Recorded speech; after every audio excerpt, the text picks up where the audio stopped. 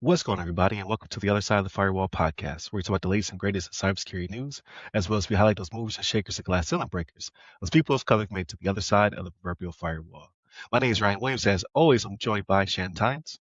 What's up? What's going on? So, welcome to another weekly podcast. So, we publish these. I try to get them out there by Monday, Tuesday. I think last week I hit like Thursday. I apologize, but you will get one once a week. And then if you are one of our radio listeners on WDJY 99.1 FM or the TuneIn app, you will hear us on Tuesdays at 5 p.m. Eastern Standard Time. But without further ado, I give it to Shannon. All right, everybody. So this first article comes from cybersecuritynews.com. It's written by Guru Baran, and the title of this one is Stryker Cyber Attack, Hackers Claim System Breach and Device Wipe. So this happened on March 11th, right? And so it's a medical technology company called Stryker, and they experienced a severe cyber attack, and they suspect it's Iranian-linked hackers, and they use wiper malware to permanently erase data from the network, right? So this isn't one of those things like normally when we report on these, it's usually ransomware, right? Is how it usually happens, right? They're like, hey, we got your stuff, pay us the money and we'll get it back. No, Iran is playing for keeps. They're like, we are trying to wreak havoc wherever we can. And this is how they're doing it, right? So what it is they just went in and just started erasing stuff off the rip, right? So for Intune devices, right? So like Intune is a program that's used to do like compliance when it comes to company systems, right? Is what it's used for. So for the stuff that's on the network to easily make it all in line and have a baseline for it is what Intune is. And they just went in there and they just start erasing stuff off the rip, like I said. But how did they gain entry, right? Administrative accounts, right? Like as it always is, right? Like if you have weak passwords, and they don't say here how it actually happened. They just know that, hey, they use admin accounts. So it could be weak passwords. It could be maybe somebody just giving it up or got phished or whatever it may be, right? There's a million ways this can happen, but yeah, these folks, these a lot of hackers are not playing around. So what they ended up doing, like I said, they started erasing work computers, personal smartphones with corporate profiles on them. They had a operational shutdown of servers, applications across their global network, right? They defaced the login screens, like I said, wiping devices. And Stryker, their day-to-day operations and manufacturing capabilities across Europe, Asia, and the United States have been impacted by this, right? So they say in here, in Ireland alone, the sudden outage affected over 5,500 employees, immediately halting product design and engineering activities at major technology hubs. Now, this has a far-reaching effect, right? So because they're a medical supply company, this could have the effect of if they're not producing what may be needed out there in the world, this doesn't just affect, just Europe, just Asia, and just the United States, right? Like they're distributing these supplies across the world. So this could have far-reaching effects, right? And we talk about this, well, when it comes to cyber attacks, how it can have the second and third order effects. Well, this is a way that can actually happen, right? And again, they're playing for keeps. It's not like they're saying, give us money, right? And we'll get this information back to you. They just wiped it.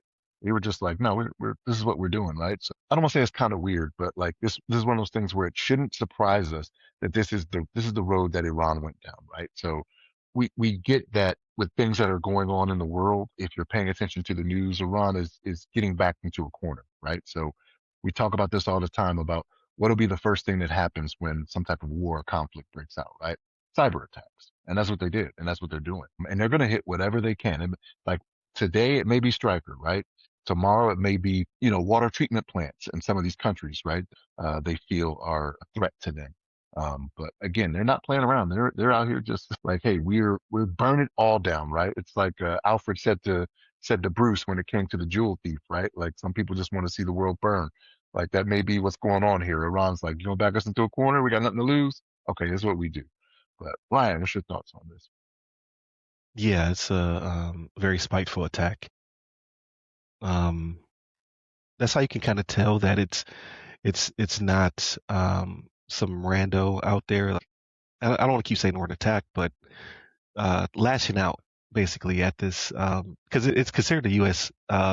Company, even though it's headquartered out of Ireland. And what their portfolio supplies is advanced medical devices, implants, and hospital systems that are critical to patient care, making it a key player in the healthcare sector. So yeah, why they specifically would target them? Probably just flipping through the Rolodex of admin credentials, like, okay, who do we have? Who's on the chopping block? And they saw Stryker, and they're like, oh, that's a good one. And then they went in and did their thing, wiping these systems. Which it's sort of a supply chain attack when you think about it. When it comes to, like, not that they use the supply chain to attack Stryker, but that Stryker is part of the supply chain for these medical devices and equipment and things of that nature. So how will this hurt us in the future, right? Like this, we may not see impact for 6 months to a year, depending upon how much medical supplies they've already produced and put out there to the world, specifically to the U.S. So it does kind of suck, right? Especially for whomever has to rebuild this. I guess if they have a good backup, right? Like, unless they wipe the backups, but if they have a good immutable backup that is offline, they can come up pretty fast. But that's saying a lot, because even the best of companies don't necessarily do follow the 3-2-1 rule. And now I think it's the 3-2-1-1-0 rule. When it's a mutable backup with zero errors is kind of a stretch. But if they do have that, then they can come up pretty fast. But that's more for your Department of Defense and other entities that typically follow those rules. But we'll see what happens to them in the near future. And you don't know what's happened to the hardware that's supporting all this, right? So like even though they may have been wiped, right? Like was there something done that maybe um corrupted the hardware, right? Like with some of the stuff that happens, it's not just a matter of you wiped everything and you're just like, oh, okay, rebuild it. There are some attacks that could be done to where your hardware could be, it could be shorted out, it could be just not usable again. So then you're buying equipment, right? And we know right now, right, when it comes to buying hardware, right? Oh, RAM is being yeah, used that's for, true. you know what I mean? So like Yeah, it could cost them dearly. yeah, they're calling it Ramageddon right Yeah. now. Because how expensive things. Yeah, I didn't even think about that. So yeah, if you have even in devices, right? If you have laptops and phones of that nature, and you're like, okay, we can't repair them because of whatever's been done, we need to swap them out. Yeah, it's going to cost 5 times what you paid for the first time you purchased all this gear. So that's rough. Yeah, they're playing for keeps, like you said. They're not. This is not a strike looking for money. This is spiteful. And they were on the chopping block. And I think you were on to something when you said they were looking through the Rolodex just to see what they had. Mhm.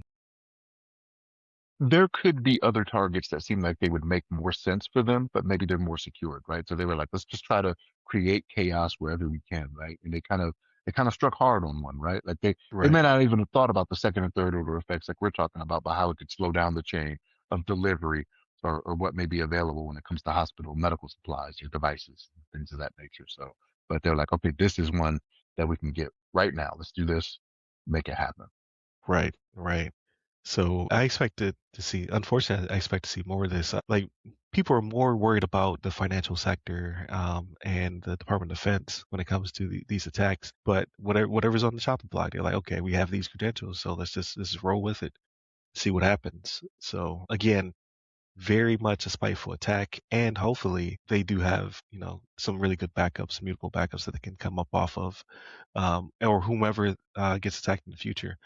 Again, the vector being Intune is kind of surprising, but not, because Intune is very much everywhere. Like I haven't worked for a company outside of the Department of Defense that doesn't use it. When it comes to baselining their gear and provisioning devices and things of that nature. Scary, scary stuff. Yes, sir. But without further ado, I'll give it to you, Shannon, for topic number two. All right, everybody. So this one comes from the Chicago Sun-Times. It's written by Frank Main and Tom Schuba.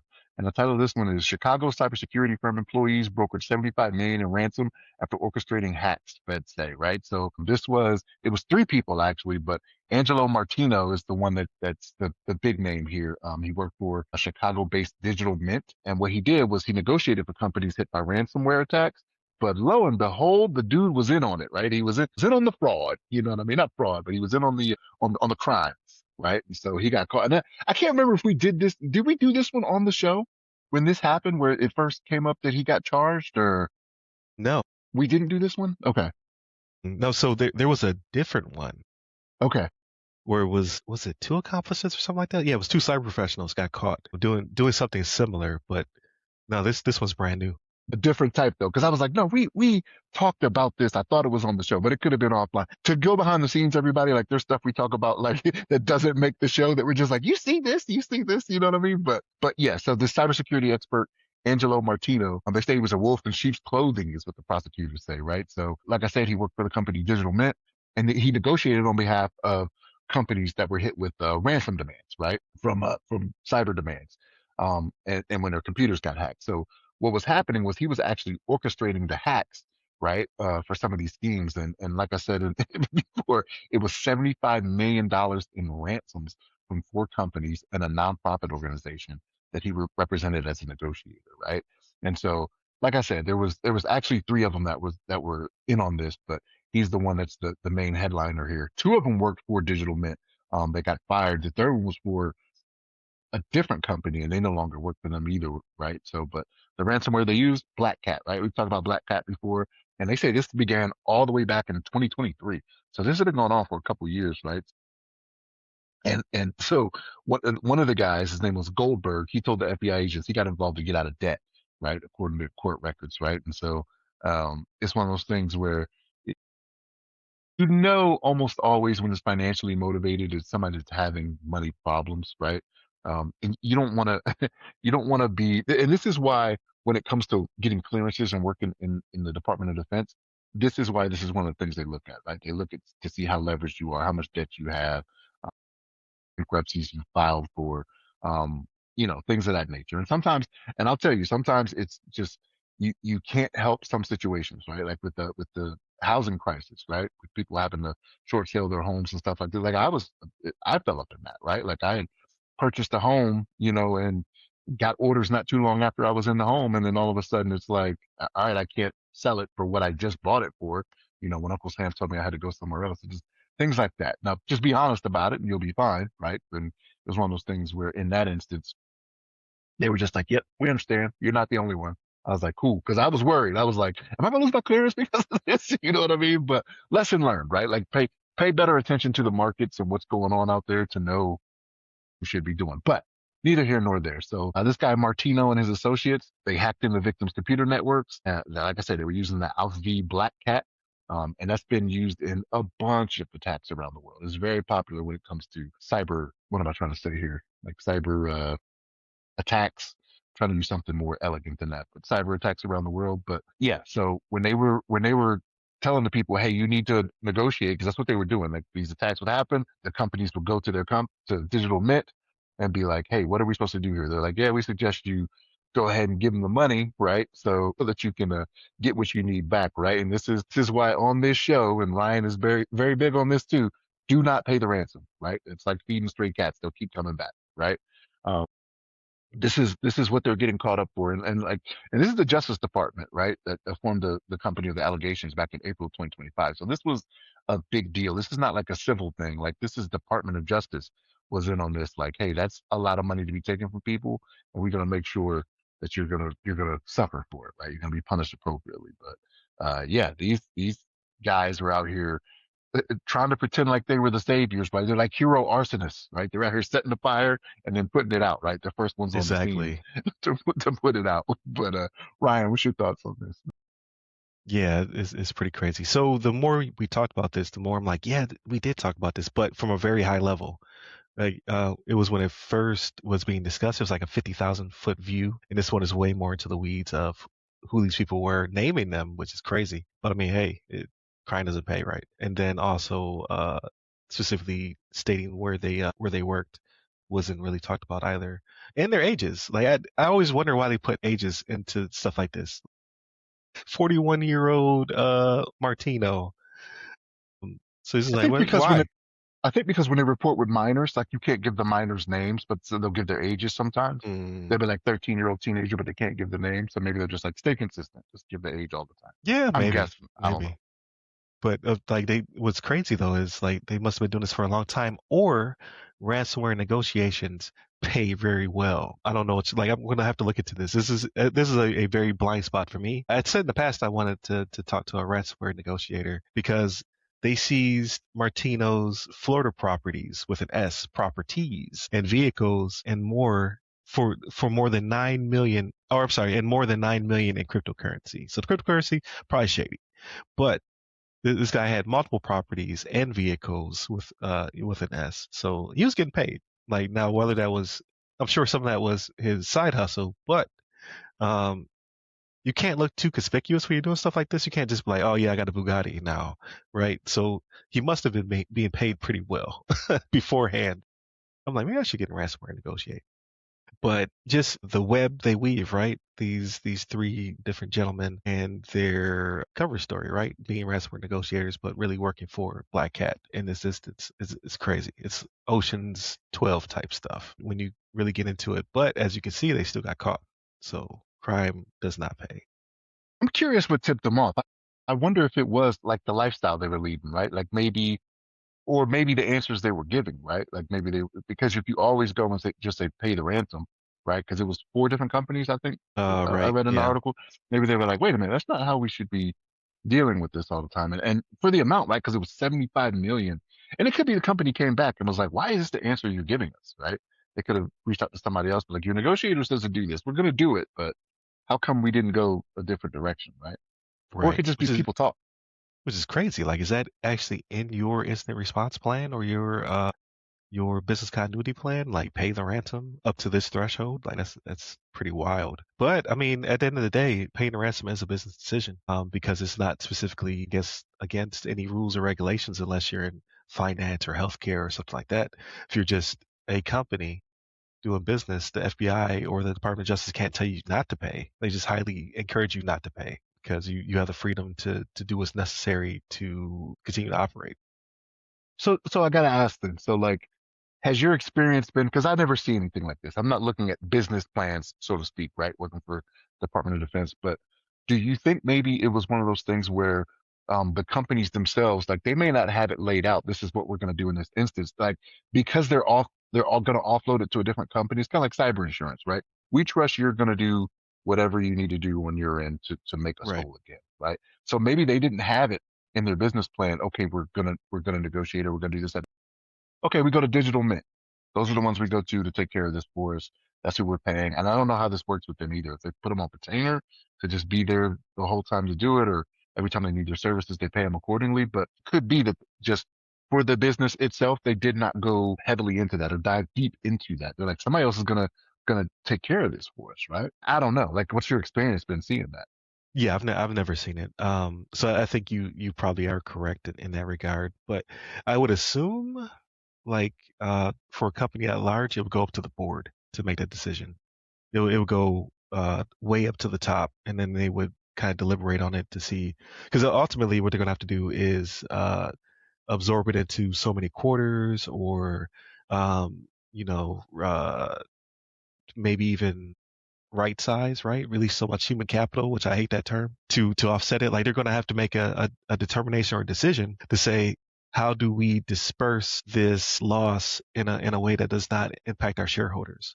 Because they're going to have to answer to them ultimately when dividends are being paid out or being paid out to the appropriate amount. So, like I think, like you said, I think it's kind of ambiguous when you get to this point, and it's more of what's right for the business to get back operating. This is crazy, but again, paying ransom is a business decision when you're at that level, unless you're in a specific sector where you cannot pay because of whatever rules or regulations, or if you're operating abroad, right? Like the UK says no. So if you're not a US company, then you probably cannot pay. That's you bring up an interesting point there because how does that happen, right? So like, is it based on what is considered the headquarters for the company, right? So like, if it's a company that is based in Ireland or whatever, right? Like it's one of the EU nations, right? But it hits a place that they have in America. How does that work? Because the EU is like, no, we're not going to pay it. Like we just don't pay it, even though it was an American site that was hit. I think maybe it's like cruise ships, right? Like even though they operate here or wherever, they're based specifically to help them shelter taxes and things of that nature. So I would suspect that a U.S. company, even though like the one that was operating out of Greenland or not Greenland, I'm sorry, Ireland that we just discussed is still U.S. based company, probably because the taxes are cheaper here.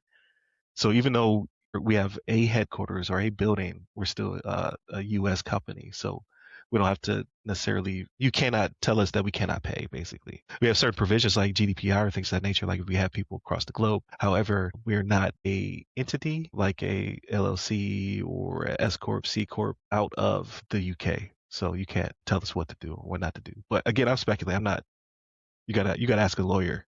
Yeah, get one of those CEOs to come on, man. That's all you gotta do. Get one Yeah. of them CEOs to come on the show. Be like, tell us Or how you this need works. Esquire at the end of your name, That's true. right?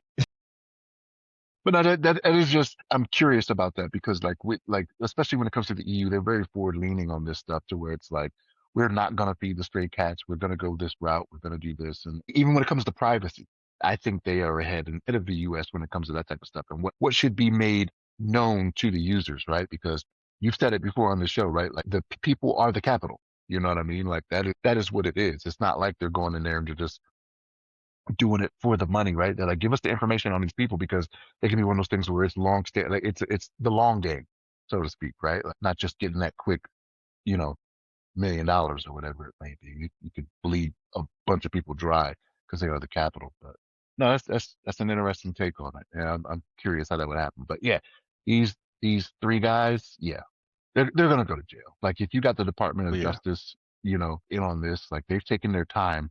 They're not doing it just to have you do community service and then orange vest on the side of the road. You know what I mean? That ain't what they right. doing there. And I'm not trying to go to prison at 41. Man, Yeah. that's you do 20 years and you done. To come back out at 60 something?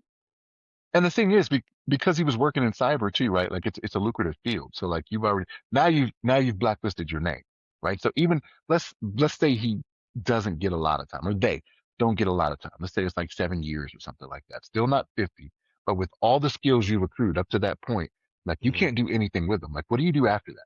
You know what I mean? You spent time and money and effort working for this digital mint company, right? And I can't remember the name of Right. the sector when that was in there. And like that is of no use to you. Like who wants to start over at almost 50? Maybe come back as a consultant, not to somebody like this is how like now you're counter ransomware negotiator. Yeah, but the ones that usually do that, they end up working for the government, right? Yeah, Like typically. it's like the catch me if you can guy, right? He's like, yeah, I'm gonna work for the banks to show you how to better catch, these counterfeiters or whatever it may be, right? Like, I don't know. Like, I can't see this being worth it. And maybe he thought it was, right? Like, maybe because he got to live the good life for a little bit, right? Like his properties, plural, right? In Florida and his 9 million in cryptocurrency, he might have been living a good life and was like, yeah, it was worth it, you know? I wouldn't think it was worth it, right? But and you don't know his family life. Like at 41, he could have a wife, children, you know what I mean? Like, just the age where he could start to, one of those kids is coming close to going to college or whatever, right? Now that's ruined. You know what I'm saying? So College yeah, for you. yeah. Yeah. I don't know, man. Like it doesn't seem the juice doesn't seem worth the squeeze, like to me. But I don't know. Maybe it's because I don't have $9 million in crypto, so Yeah, maybe. I don't know. I didn't get in on the craze when it first started, right? So I'm not there. Yeah, no doubt. But for those who are listening or watching, please to like, share, subscribe, all that good stuff. I can't stress enough that definitely does help us out. Leave comments or feedback as well. We love to see it. And then again, you can check us out on WDJY 99.1 FM in the Atlanta metro area, 5 p.m. or the TuneIn app worldwide. But without further ado, Shannon, I give to you for our discussion. All right, everybody. This one comes from the BBC.com. It's written by Joe Tidy. Tidy. And the title of this one is What Role Has Cyber Warfare Played in Iran? Right. So we've talked about this, right? So when it comes to military encounters, we've talked about this for years now. We've seen it happen in reality that cyber warfare is what's gonna pop off first, right? So and we're seeing that now when it comes to Iran, right? Like we've already talked about an article this when we talked about the Stryker cyber attack, right? Cyber security is going to be the first thing to happen. Like we saw it with Russia and Ukraine.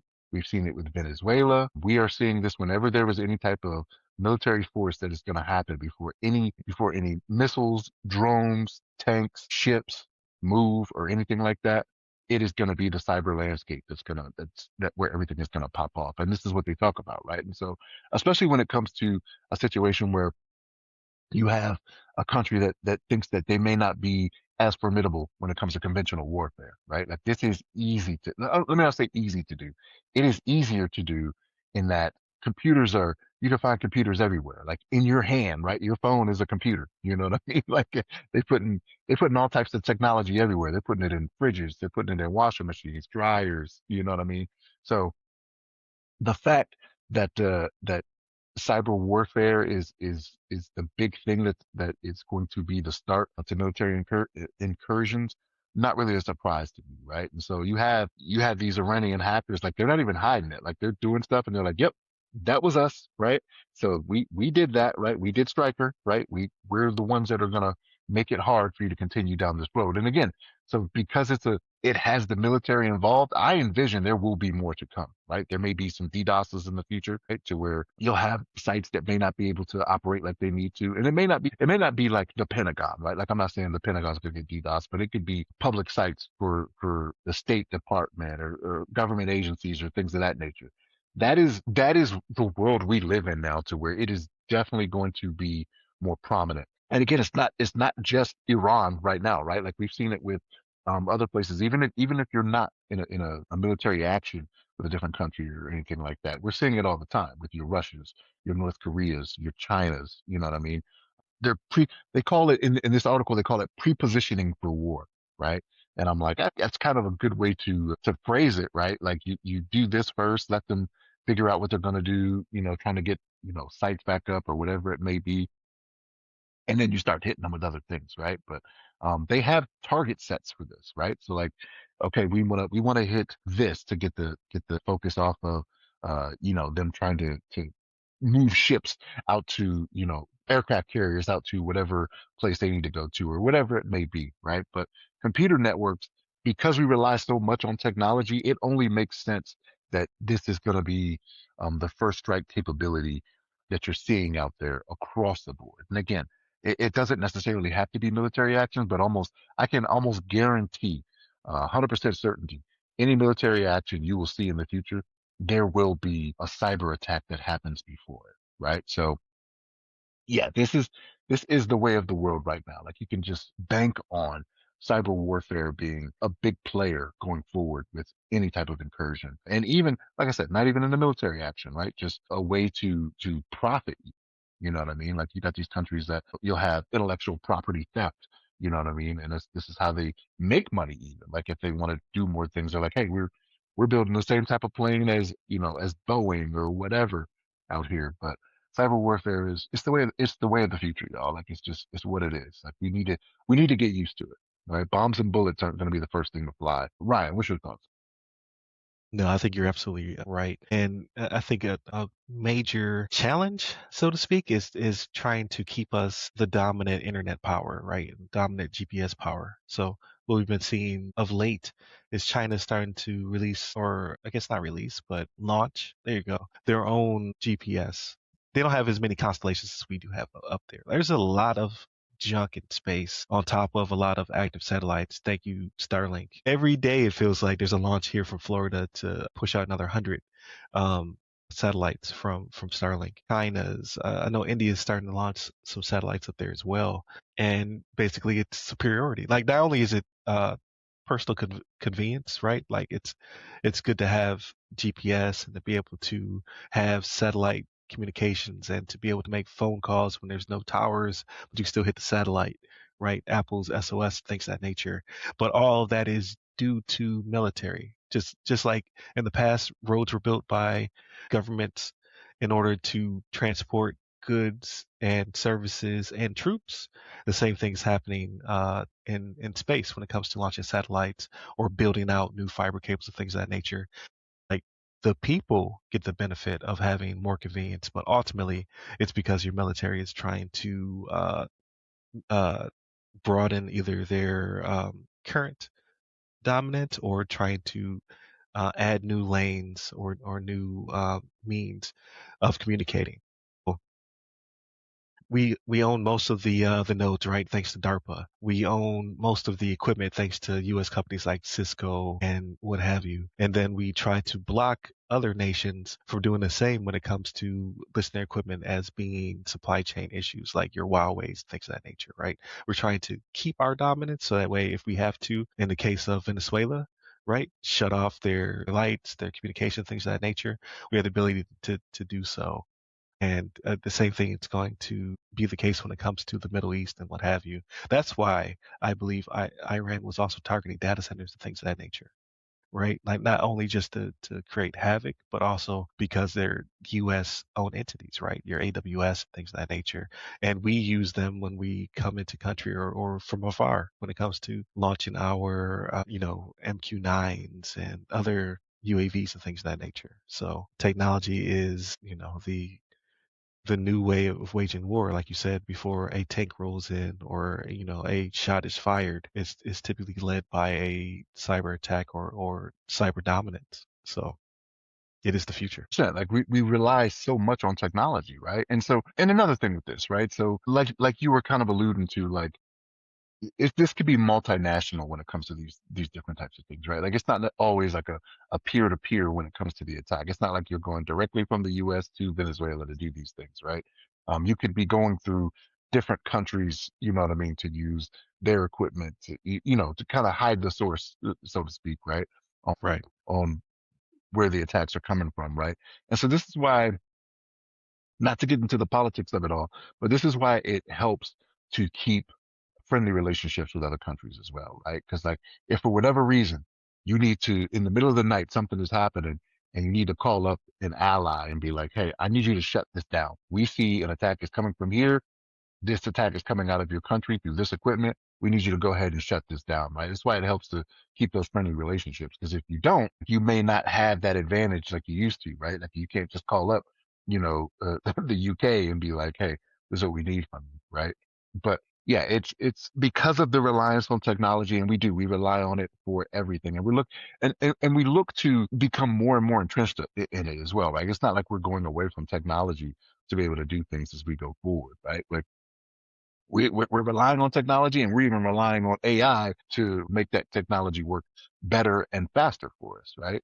Right. Even if the guardrails aren't always there, because we talk about that on the show too, right? Like sometimes the guardrails aren't there, and sometimes it wants to do its own thing. You know what I mean? But um, this is this is just the way of the world. And I know I sound like a broken record when I say that, but like it is happening so much. And like the cyber attacks, like if you look up the numbers, if you look up the figures for cyber attacks that get thwarted, like it's an amazing number. But it's just like if you work at a help desk, nobody cares about the 99, the five nines, the 99.9999, percent uptime that you have. That's when Facebook goes down for that 10 minutes.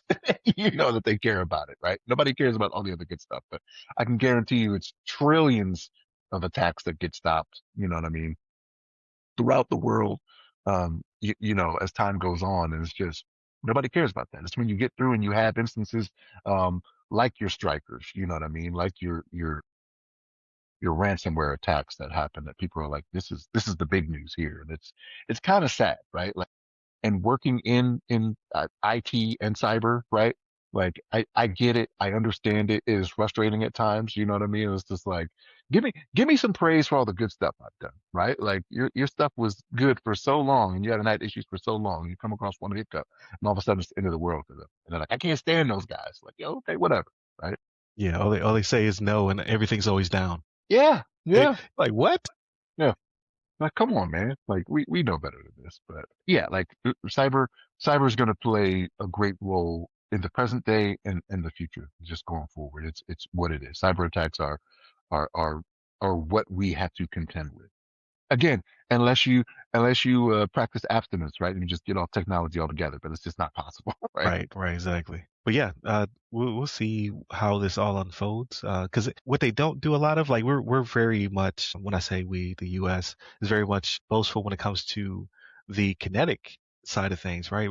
We'll show videos as things are happening, right? Like with the Gulf War, they're like, here's footage from the bomb as it hits the stairwell or goes through the window, just to show that superiority. Like, and then we'll also expound on how much we're spending, right? Like this bomb cost this bomb cost that. But we typically do not talk about the cyber aspect, which that I'm all for, right? Keep it covert, keep it quiet. But I think that's the secret sauce, right? That's what makes it so effective. Like, okay, you can hopefully, disseminate what this bomb can do, what this tank can do, and you can try to build around it. But our cyber is kind of like black magic. So I think that's the leverage that we have over most other nations for now. Anyway, so we'll see how all this plays out. Hopefully, everything will settle in the very near future. I've been trying to avoid Iran talk because I was like, hopefully this will be over soon. So we'll see. We'll see if any more news that's pertinent to us comes out of it in the near future. But back to you, Shannon. So definitely everybody continue to check us out on your podcast platform of choice. Please like, share, subscribe, all that good stuff. Listen to us on WDJY 99.1 FM, Tuesdays, 5 p.m. in the Atlanta metro area or the TuneIn app. Go to the website, ramcyber.io. If you're looking for my services, go to ryanwilliamssenior.com. If you're looking at my projects, my personal branding, I have an upcoming panel at the Minorities in Cyber conference. I'll be speaking on 2 panels on March 25th. And as soon as they share that material with me, I will share it with you guys. But without further ado, Shannon, how was your week? I gotta be honest with you. So my oldest daughter, she had told me about it. She was like, it's actually pretty good. Like and I don't mind the detective stuff like that, right? But I'd seen the preview and I was like, it seems like it's weird to be weird. But if you watch it, it's not bad, right? Like it is if you like the Knives Out series or what's the one where he also directs it, man? Like the Orient Express one, like the Oh, murder yeah. on the Orient Express, murder in Venice, whatever. I can't remember the guy's name. It's escaping me. Kenneth Branagh. Kenneth Branagh is the guy's name. Um, if you like those types of stories and things like that, like those detective type things, it's not bad the way they go into it and everything. So it was eight episodes. I would suggest it if you like that type of detective type stuff. It wasn't I bad. do. I do like that Yeah, type of detective stuff. yeah. So So I might check it out. it's worth the watch. And I noticed that like I was what was I doing? I was looking something up about it. Apparently, Giancarlo Esposito, it was supposed to be played by oh man, the guy from Brooklyn Nine-Nine that died. Andre Brower was the guy that was Really? in yeah, he had that role first and they had filmed a couple episodes, but then he passed away while they Uh, were filming and they brought in Giancarlo Esposito, who was friends with Brower, as a matter of fact. oh, So okay.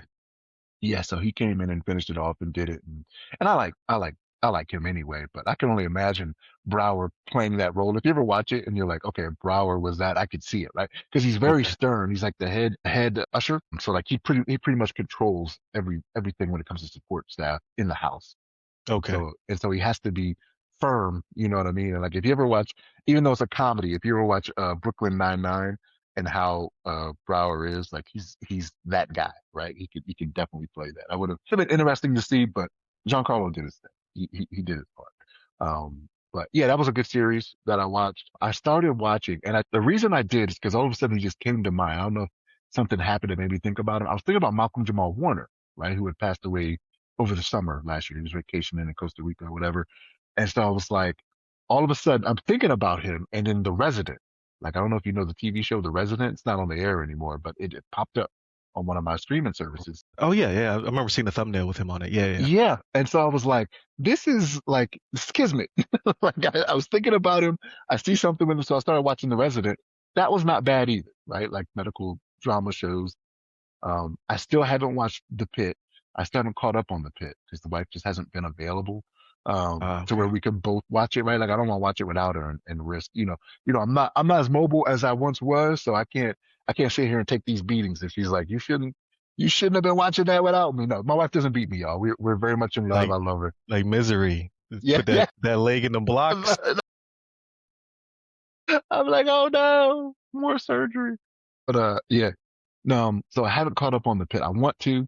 Um, That's good though. Like you have a lot of stuff to get through, right? You can yeah. marathon it as opposed to waiting a week. Like this last episode is really good. Is it? See, and I'm Yeah, I'm I'm like 3 or 4 episodes back. Like when I think about it, it's been a minute since we've been able to sit down together and just watch something, yeah. right? And Like, there's only one lull episode, so you can blow right past it, right? You can watch it and watch another one right on top of it. You right back in the yeah, game. yeah. Yeah, as long as it's not a repeated lull, right? Like this is why I couldn't finish Monarch. Like I tried to watch Monarch. I don't know if I said that before, where Yeah, I you tried to did. watch it and Yeah, couldn't you get can through it. get Yeah, sick of the brother. yeah. No, I so don't it's know, not man. like that. It's No, just it was just an hour that wasn't nuts, right? Because like every hour something like crazy happens. Like this was an hour that they're pretty much catching up with people. It wasn't, just straight anarchy. But they're back to it, which I enjoy. and what's crazy is that may come into play later, and or maybe they just did take a break there, right? We got writer's block for an episode, right? But it Yeah, may be one or of those just things where realism, right? Like y'all can't. If for 12 hours there's 12 crazy events, like you just be like, I quit. I'm out of here. well, in the first season it was like 15, wasn't it? Because remember Yeah, they went past their shift because of the mass casualty right, threat, right, right? exactly. Yeah, So yeah, so maybe it is, Brian. I don't know, man. Like I'm not in the field, right? Like you're gonna have a family member that's in the field that may tell you, oh yeah, it's like right. that. You know what I Yeah. mean? Well, I So mean, it's the 4th of July on the show, like timeline wise. yeah, So like I mean, two episodes left. It might be like, and the county fair exploded. yeah, yeah, yeah. Like what? So we'll see. But no, I gotta get back into that. I'll see if I can catch some time with the wife. And she's busy. There's just stuff around the house. Like I said, I'm not as mobile as I once was. I can't help with as much as I used to. So she's been busy doing a bunch of stuff. I'm gonna owe her so much. You know what I mean? Like I don't know. She might be in line for a new car or something. I don't know. We'll see. Got to make sure, man. Like you I ever see the know. Tyler Perry joint where the husband was wheelchair bound and she threw him in the tub? It's a meme. No. He was doing her wrong, and then she finally had leverage, right? He was just a bad man, right? Like Tyler Perry's characters be like over the top. He was bad, and then she was willing him to the I forget what she was willing him like to the bathroom or whatever, and then she's just like, Was it? it's hilarious. What movie is it from? Is it the one with Jill What? Scott? I think so. I think it's that one. Like, why did I get married or whatever? Yeah, something Yeah, I like think that. it's that one. Yeah, yeah, yeah. I think I may have seen it. I don't remember the meme or whatever, but I think as you're going through it, I'm like, I think I remember seeing that scene or whatever.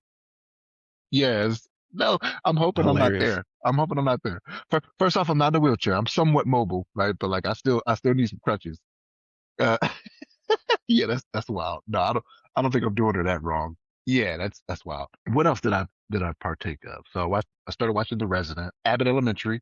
I got caught up on Abbott Elementary. It seems like they're running towards a conclusion for that. They're 5 seasons in, right? 5 seasons is a good run. We'll see, like the way it started out and how it is right now. There's only so much you can do. Like I've come to the conclusion that network television, like 5 seasons is probably a good time to wrap it up. And you have some that go longer, right? I get it. I understand it. Right. But like at five, you're kind of like, what can you do different? You know what I mean? Unless you have some type of source material to where you're stretching it out, right? Like there's a series of novels or something like you can get more source material from it and do it. But like for the most part, I've come to the realization you're not going to get too many seasons in before you're like, I've seen too much of this. So what They're else in have I like watched? Like not Grey's Anatomy because I did Yeah. watch several seasons of Grey's Anatomy, but they're like on season 21 or something like that. And that's Wrap crazy. it up. It's crazy. Wrap it up. And here's the thing, right? And so The Residence is also a Shondaland production, right? Bridgerton was the other one. Yeah, and that thing was like gangbusters, man. Like when I watched Bridgerton the first came out. season. I Yeah. was like, and I don't like that time period all like that. Like, this Yeah. doesn't do it for me. But it was very much a colorblind casting. So it's okay, I can rock with this. Watch the first season. I was like, that was dope. And then I heard there was a second season. I was like, I'm not watching that because I got everything I wanted. You you put in a very nice Yeah. envelope. I'm not, but apparently it's like on season 3 or 4 or something like that. I would say they're on season 3 or something like that. Yeah. They're doing what they That was need to good. do. One season, one and done. That was enough for you. Um, what else did I do? Um, that might be it. That might be the major stuff that I watched. Every once in a while, turn the news on, see what's going on. They had a fire here in Colorado, one of these apartment complexes. And I was just like, my wife was showing me the footage of it. I was like, ooh, I was like, I know where that is. And this is one of those things, right? Like, so I grew up in an apartment, right? And it was something I always thought about. And I don't know why. Maybe it's a man thing. If a fire was to break out, like, even if it's not your fault, like how so many people could go at one time, right? Because it's hard to get out of there, right? Like for us, the one that I grew up in, like if I can't make it to the stairwell, I got to jump down 3 stories. not to go off onto a side tangent. I did it as a kid one time. I was curious. We were 3 stories up. I was like, can I jump from here and be good? And I did it, and I survived it. You know what I mean? Didn't break anything, but it's just Yeah, like, but you you had knees yeah, yeah, for yeah, days as a kid. Man, you could have shattered your legs. yeah, yeah. So Three like, stories is high. yeah, yeah. But like, if you're like 6 stories up or something like that, like, yeah, you don't want to get burned up and you'll risk it, right? Mhm. But it'd be way more serious for you. Um, but yeah, I don't know. We'll probably keep up with it to see how it all started and whatnot. But like when she was showing me the video, because people that live near it were taking videos of it, and I'm like, oh man, this is not good. You know what I mean? So And they're never built like not to knock apartments, right? I grew up in like the projects I grew up in would not burn down. Like that was nothing but cinder block and concrete yep, and yep, so yeah, like like yeah, there were multiple units, but only one is going up. yeah, Uh, in the project, like, I'm sure they build them different now, but back in the '80s, everything was concrete, metal, and asbestos. yeah, yeah, Like and throw some lead paint on there too. But yeah, they don't build them like that anymore. But they've been building apartments near us, right? Like because they're expanding. Like they opened up a whole road. They're turning all this farmland into houses and apartments. And they start with these concrete stacks, which if you drive by it enough, you start to realize, oh, that's the stairwells. But everything else is wood. So it's like, oh, well, they build like, what do they call them? There's space between the two to slow things down. Like they build them so that way you can get out in case something like this would to go awry. But it's not like our houses are block on block, right? So like it's just totally different what they're building between the two. So, God bless. hopefully, hopefully there was no serious injuries or death that happened from it, but it looked pretty bad. But not to end on a terrible note, but how was your week, Ryan? What's up with you? Right. So a lot of allergies, man. The allergies kicking my butt. Like everything is covered in pollen right now. Grass is growing like crazy. Like I appreciate you, grass. I'm glad that you came back because there was a time where I thought I was gonna have to resaw the entire front lawn, but it looks like I have to cut you weekly now. Like you're making me upset. So I'm probably gonna have to cut that today. I just cut it last week. It's already thick. But Hey, you got so hold up, Ryan. You got a teenager with a nice strong back, man. So like, I don't know what. Look, you to the point now where you can start delegating that and be like, hey, man, look, all that food I paid for you. You know how warm you are in the winter and how right, cool right. you are in the summer. I do all that for you. So I need you to get out here every week. I might. Like before it was a lot, right? Like the front yard and the backyard, I felt bad, and I was just like, just knock it out myself. But now most of the backyard is pool, so it's really just the front yard, to be honest with you. And then with a little bit of grass is growing in the back, which we've discussed. I wish my HOA would allow me to put turf back there because I'm sick of it. But it's first world problem. Um, what else did I do? So I'm playing back through Resident Evil 9 again. Having fun with that. Ghost of Yote just got a new update called Legends. So now you can play. There's like a campaign that's more mystical, right? Like they did the same thing with Tsushima. I never played it, but now Yote's version just came out, and it has like multiplayer stuff like that. So I want to kind of check that out to see what that's all about because I have like 100 hours. I think the internal clock is 98 hours in Yote, so I might as well just keep it rolling. I'm gonna check that out probably today. I watched a really good documentary last night called Fukushima Daiichi. It's about the nuclear power plant that went up in Japan, and it's really good. Like, I watched Chernobyl, right? Like that was the recreation of what happened. This one is just a straight documentary, and it was very informative. Like I learned a lot. I didn't realize how bad it was and how much worse it could be, right? After the tsunami came through, killed about 20,000 people, which was crazy. I didn't realize it was that many people were killed by the tsunami, and then that's when the power plant started to have its issues because it lost power, couldn't cool itself, couldn't pump fresh water in, and just how much radiation is still up there. And then there's another documentary I started, but I fell asleep that follows the animal life there. So there's one that just talks about like what happened back in 2011. I think it was March 2011 when it happened, and the people who were involved in there and their recounting of it. And they have like lots of footage. It's crazy, and just how how they are heroes, right? They call them uh the heroic 50 or something like that. And then the guy who was there, he's like, there's actually 69 of us. And how they risked their lives. Like some of them have died not too long ago from cancer in order to make sure it didn't get worse. Because at some point it looked like as though they should have got out of there, but because they stayed there in their efforts, they actually did wind up saving a lot of lives. They said at one point, like they showed one of the reactors blowing up. It said when that happened, it released the equivalent of an X-ray for every person on Earth. Like we all got X-rayed the day it blew. Yeah, I didn't even know that. It said, yeah, it said like it impacted the entire world when that specific reactor blew. We all got an X-ray that day. So I don't know if you remember, man. We were at Virginia at the time. Remember we had to throttle the networks for traffic, like for the efforts for that. So like it was far reaching. Like we were not close to Japan, but like there was stuff that we had to do to make sure that rescue efforts and things of that nature Right. could be conducted. But yeah, Yeah. And they go into that as well, like just a little bit, like we did a lot of, because there's like 80,000 American troops or something like that in Japan. So it talked about a little bit of that, but more like how President Obama sent nuclear power experts to site to help them out, and they didn't want the help, partially out of pride, but also because they didn't want the U.S. to take over. And they kind of talk about that and how the headquarters was not anywhere near there, right? TEPCO is the company who was in charge of it, and it's a U.S. nuclear built plant by spec. So he sent a guy who is an expert on. He was like, I've never been to Japan, which he said they sent me because I was an expert. Like the same one that was on the cusp of blowing is the same one I worked in on a daily basis, and that I worked in, and he listed all the countries. He said the I was the foremost expert to go there, but I didn't.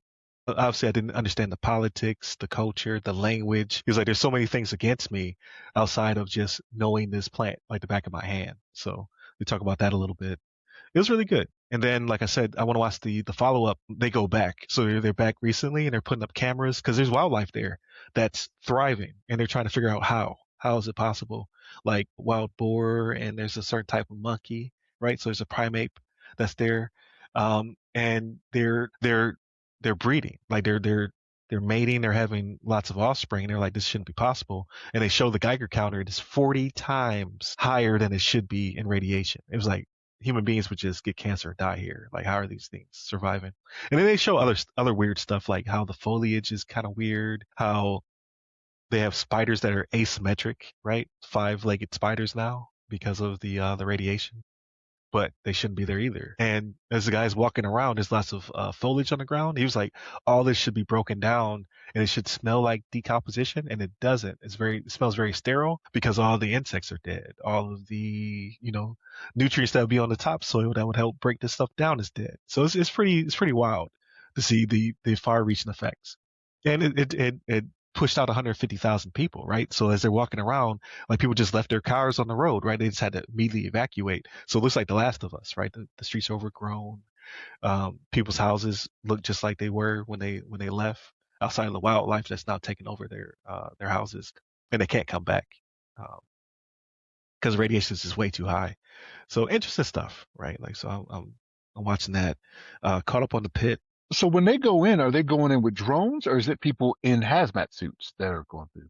So it's people in hazmat suits, and you see a lot of footage people without. So they're like, we're allowed to be here for a very short period of time to set up our cameras and things of that nature, unrestricted, and then we got to get up out of here because of how much radiation is out there. But no way I would go up there because if I, God forbid, did get cancer, I would immediately be like, it was that, no matter what. But yeah, it's like because I saw a dude, he was setting up cameras to catch the wild boars as they pass a certain house. He's out there just in a flannel, and I was just like, whoa, like what are you doing? And they're like, yeah, we're allowed to be here for a very short period of time to set up and get up out of here. I guess they've done studies, 3 Mile Island, Chernobyl, things of that nature. So they kind of cut it down to a science. But even still, I'm like, nah, I'm straight. But yeah, just interesting stuff. But you're saying the pit. But yeah, so I'm caught up on the pit. Really good episode. I think they're on what hour are they on? Hour 10, maybe. So they're getting there. They're getting to their conclusion. But I like what I'm watching, and that's pretty much it for me. I got in a little bit. And then just getting these episodes out. I got like 4 Ask CISSPs I need to edit and push out there. So those should be coming out pretty soon. And yeah, just work and I gotta start throwing in some exercise. Now that I don't have the excuse to not code anymore, so I got to get up out there and get my walk on or jog or whatever. But that's pretty much it for me. So I will put it out there. It's like 3 more days until Invincible, right? Releases yeah, for yeah, season yeah. 5. Yeah. Yeah, they talked about that, but again, they always drop because it's on Prime. They usually drop the first two episodes, so at least you get a back to back on that one. But then after that, you're back to weekly. So it kind of is what it is. But thank you all for tuning in and for listening to these two old men rant about things. Definitely continue to check us out on all your podcast platforms of choice. Make sure you like, share, subscribe. You can find us on YouTube as well. And now we're video on Spotify also. So video on YouTube, video on Spotify, and then audio everywhere else. Hit up all the websites that go by our name. You can find me pretty much everywhere at RyRy Security Guy. That's RYRY Security Guy. On LinkedIn is where I'm most active. But definitely check out the other side of the firewall.com to pick up the guide, ramcyber.io to look at my cyber services, and ryanwilliamssenior.com to check out all of my projects and personally branded stuff. Stay safe, stay secure.